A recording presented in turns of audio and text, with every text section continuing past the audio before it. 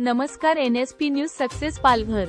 जव्हारमधील भूमिपुत्र एल्गार संघटनेच्या स्वच्छता चळवळीला प्रचंड यश मिळाले आहे.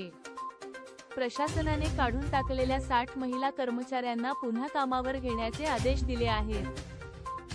स्वच्छता आंदोलनाचे पडसाद विधिमंडळापर्यंत पोहोचले आणि आमदार डॉक्टर मनीषा कायंदे यांनी हा मुद्दा उपस्थित केला.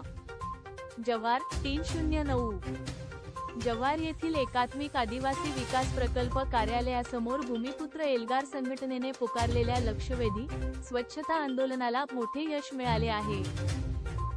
जवळजवळ 7 तास चाललेल्या अभूतपूर्व संघर्षानंतर प्रशासनाला नमते घ्यावे लागले आणि अचानक कामावरून काढून टाकण्यात आलेल्या सर्व 60 स्थानिक महिला कपडे धुवून मिळणाऱ्या कामगारांना पुन्हा कामावर रुजू करण्याचा ऐतिहासिक निर्णय प्रशासनाने जाहीर केला आहे.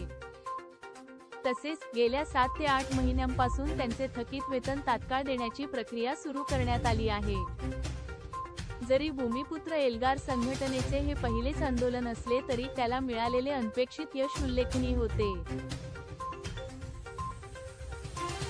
या यशस्वी आंदोलनाचे नेतृत्व भूमिपुत्र एल्गार संघटनेचे सरचिटणीस नवनाथ भोये, कार्याध्यक्ष सुनील लोणे आणि अध्यक्ष प्रमोद पवार यांनी केले. यावेळी गणेश माळी, रामा होला, स्वप्नील वाघ, विजय नाडगे, मनोज पारधी, विकास दोडी, बाळाराम पडोसा, मनोज धर्मावार, प्रसाद भालेराव, प्रणित उंबरसडा, दीपक पवार, स्वप्नील जाधव, विजय राऊत, भावेश पडोरे, राहुल पंढर, गोपाल पवार, गोपाल पाटील यांच्यासह कार्यकर्ते उपस्थित होते.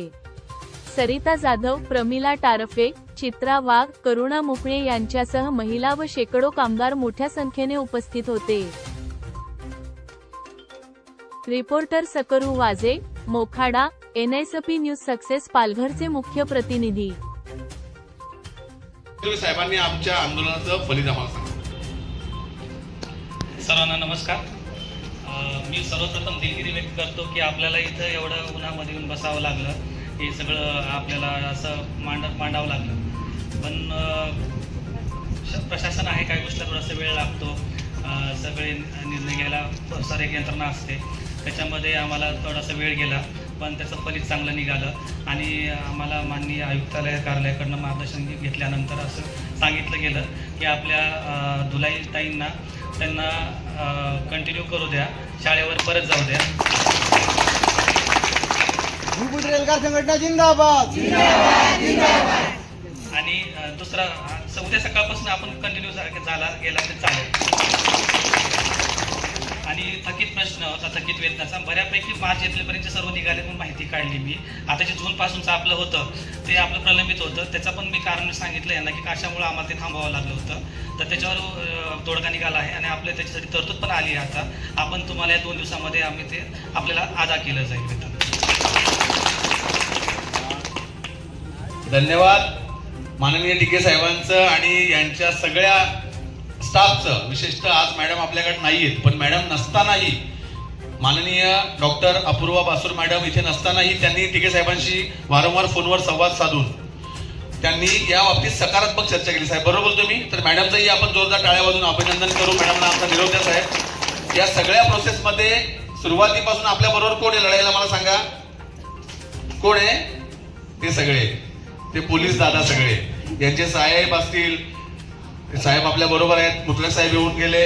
या सगळ्या पोलीस मित्रांचं आपण यावेळेस जोरदार टाळ्या वाजून मनापासून आभार व्यक्त करू की आपल्याकडे थांबले. आदिवासी विकास प्रकल्प जे आम्हाला खिडकीतून बघतात, जे आम्हाला प्रत्यक्ष अप्रत्यक्ष ऐकतात, त्या सगळ्या स्टाफचा आम्ही विनम्रपणे तुमचे सगळ्यांचे आभार मानतो. या लढाईमध्ये तुम्ही आम्हाला सहकार्य केलं, कोऑपरेट केलं आणि या 60 बहिणींना आज तुम्हाला सगळ्यांमुळे न्याय मिळाला. तुमचे सगळ्यांच्या मनापासून आभार मानतो आणि आजचं आंदोलन इथे थांबलं असं मी जाहीर करतो. आपल्या या सगळ्या बातमीला, आंदोलनाला, आपल्या पाठपुराव्याला पत्रकार महोदयांनी जो पाठिंबा दिला आणि आपल्या सगळ्या वृत्तपत्राने बातम्यांची दखल घेतली त्या पत्रकार महोदयांचा आभार, सगळ्या मित्रांचा मी आभार मानतो. आणि प्रत्यक्ष अप्रत्यक्ष या आंदोलनामध्ये ज्याने ज्याने आपल्याला हातभार लावला त्यांचं विधान परिषदेमध्ये आवाज उठवण्यासाठी जी टीम आपली काम करत होती त्या टीमचं माननीय आमदार मनीषाताई कायंदे यांचं सर्वांचं मी आभार मानून आजचं आंदोलन संपल्याचं जाहीर करतोय. धन्यवाद.